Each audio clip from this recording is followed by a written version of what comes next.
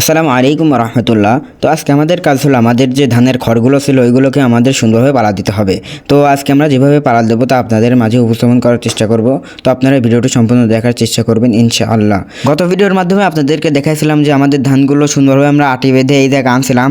তো এখানে এসে আমরা সুন্দরভাবে এগুলো ধানগুলো মুলে নিছি। তো মলার পর এখন আমাদের যে খ্যারগুলো আছে এই ঘাড়গুলো তো আপনাদেরকে গত কয়েকটা ভিডিওর মাধ্যমে বলছিলাম যে আমরা এখন এই ঘাড়গুলো শুকায় নেব। তো আলহামদুলিল্লাহ এবছর প্রচণ্ড পরিমাণে রোদ হওয়ার কারণে এই খড়গুলো আমরা জমি থেকেই শুকান দিতে পারছিলাম।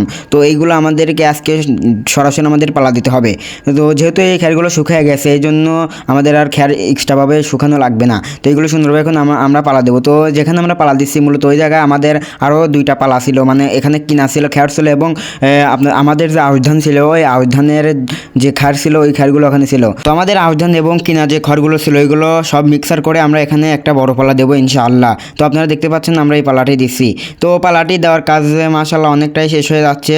তো এখানে যেহেতু আমরা প্রায় 1 বিঘার মতো জমিতে ধান বুনছিলাম, তো আলহামদুলিল্লাহ ধানগুলো মোটামুটি ভালো হয়েছে। তো এখানে 1 বিঘায় ধান হয়েছে 19 মনের মতো। তো আমি এই চ্যানেলে কৃষি এবং খামার বিষয়ক ভিডিও আপলোড করার চেষ্টা করি। তো আপনারা আমাদের ইউটিউব চ্যানেলটি সাবস্ক্রাইব এবং ফেসবুক পেজটি ফলো দিয়ে আমাদের পাশে থাকবেন এবং আমাদেরকে বেশি বেশি সাপোর্ট করবেন যাতে করে আমরা এরকম ভিডিও আপলোড করতে পারি এবং আমার জন্য দোয়া করবেন আমি যেন নিয়মিত এরকম ভিডিও আপলোড করতে পারি। তো আজকে ছিল প্রচণ্ড রোদ এবং খ্যারের কাজ যেহেতু একটি কষ্টের কাজ এবং এই খ্যারের কাজ করলে পর অনেক গরম লাগে। তো আমরা এখানে বারবার করে পানি খেয়ে নিচ্ছিলাম। আলহামদুলিল্লাহ পানি খাওয়া শেষ করে আমাদের খ্যারের পালা দেওয়ার কাজটা আমরা আবার শুরু করতেছিলাম। তো আপনারা দেখতে পাচ্ছেন যে খ্যার পালা দেওয়ার কাজটি প্রায় অর্ধেকের বেশি হয়ে গেছে। তো আমাদের আর অল্প সময়ে কাজ করলে হয়ে যাবে। তো আমরা এখানে 4 জন কাজ করতেছিলাম, একজন খ্যার পালা দিছিল এবং আমরা 3 জন তাকে এই খ্যারগুলো এগিয়ে দিছিলাম। তো এখানে দেখলাম যে আমরা যখন খ্যার শেষ হয়ে যাচ্ছিল তখন দেখলাম যে এই নিচে আর কি ভুসির মতো আর কি, যেহেতু এটা বড় মেশিন থেকে ধরা হয়েছে খ্যারগুলো মলা হয়েছে আর কি। তো সেই জন্য এখানে নিচে ভুসি আছে। তো এইগুলো আমরা কারাল দিয়ে ভুসি থেকে খ্যারগুলো আলাদা করতেছিলাম।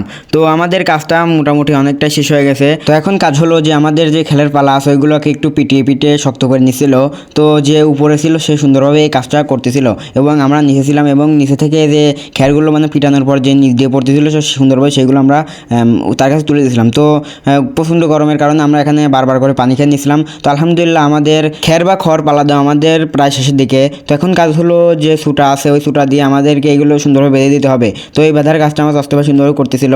তো আমাদের পাবনা জেলায় এই খ্যার যেটাতে বাঁধে এটাকে সুটা বলে। তো এটা আমার খ্যার দিয়ে বাঁধতে হয়, কিন্তু আমাদের বাঁধা লাগে নাই কারণ আমাদের যেহেতু এখন 2টা পালা ছিল তো ওই পালায় এইগুলো ছিল আলহামদুলিল্লাহ। তো দেখতে পাচ্ছেন যে প্রথমটা বাঁধার পর আমরা এখানে দ্বিতীয়টা সুন্দরভাবে বেঁধে দিচ্ছিলাম। তো এই সুটাগুলো বেঁধে দিলে আমাদের এই খড়ের পালাটা কোনো দিকে হেলে পড়বে না ইনশাআল্লাহ। তো আপনারা দেখতে পাচ্ছেন আমাদের খড় পালা দেওয়া কাজটি শেষ হয়ে গেছে। তো আমাদের জন্য দোয়া করবেন আল্লাহ তাআলা যেন আমাদের কৃষি এবং খামারে বারাকা দান করে। আসসালামু আলাইকুম রহমতুল্লাহ।